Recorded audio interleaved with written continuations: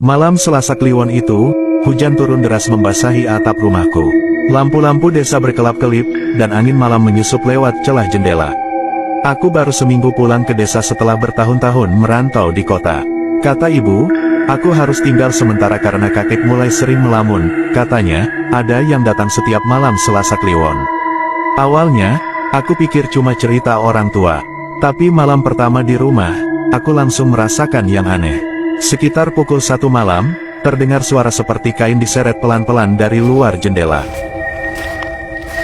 Awalnya kupikir itu tikus, tapi suara itu muter keliling rumah.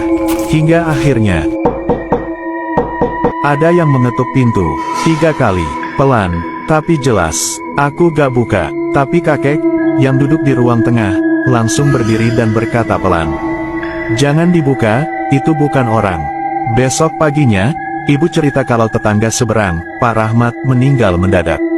Anehnya, ada bekas ikatan di lehernya, seperti dicekik tali kain. Dan tanah di depan rumahnya penuh lumpur, padahal gak hujan sejak sore. Beberapa hari kemudian, satu lagi warga meninggal. Dan yang bikin aku makin ngeri, semua korban itu ternyata ikut memakamkan Mbah Kirno, seorang lelaki tua yang baru meninggal minggu lalu. Mbah Kirno ini dulunya dukun. Tapi bukan dukun jahat, dia sering bantu warga yang sakit atau terganggu makhluk halus. Namun waktu meninggal, jenazahnya telat dimakamkan karena banjir besar. Baru dikuburkan 2 hari setelah wafatnya. Dan, dalam kekacauan itu, imam desa lupa baca talqin. Setelah itu, teror pun datang.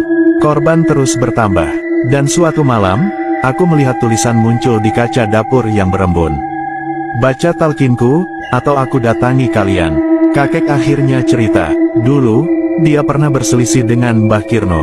Katanya, Mbah Kirno pernah dikurung hidup-hidup di sebuah liang semedi karena dianggap membawa sial. Dan liang itu, sampai sekarang belum ditutup. Katanya, itu tanah keramat, tempat roh-roh tidak tenang berkumpul. Aku dan Pak RT sepakat pergi ke sana, ke tanah semedi di belakang rumah tua Mbah Kirno. Kami ingin menuntaskan semuanya, membaca talqin dan menabur doa. Tapi waktu kami sampai di sana, suasana langsung berubah mencekam. Kabut turun, angin berhenti, dan tiba-tiba, dari balik semak-semak, muncul sosok putih berdiri.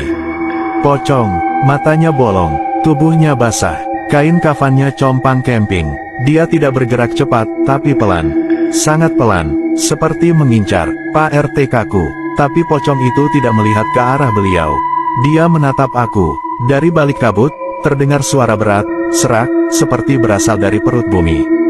Keturunan, orang yang menguburku hidup-hidup. Aku jatuh. Pocong itu semakin dekat. Tapi, tak lama kemudian semuanya gelap. Waktu sadar, aku sudah di rumah.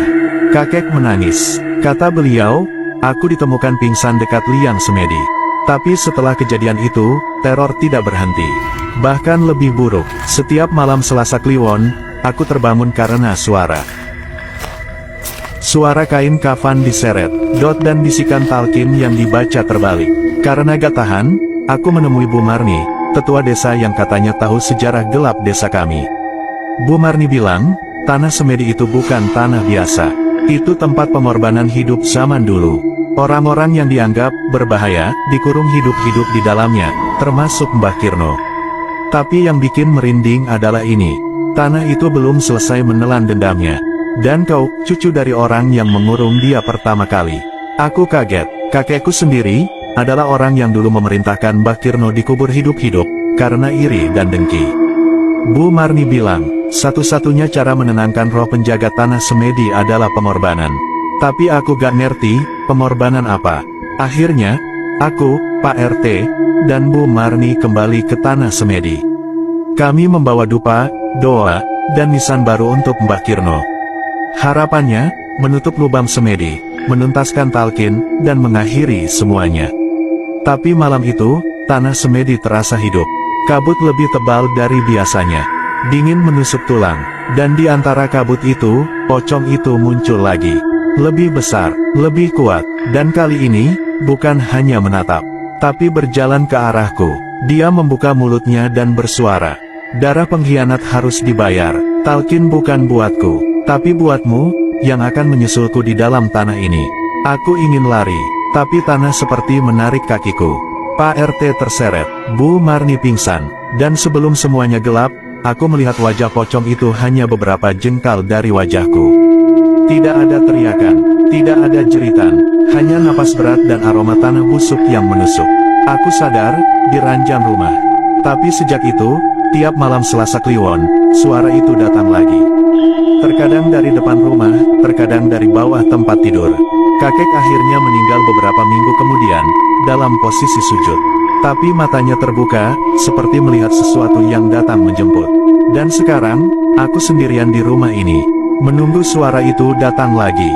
Karena kutukan tanah semedi, tidak pernah benar-benar selesai. Dan pocong itu, tak akan pernah tenang.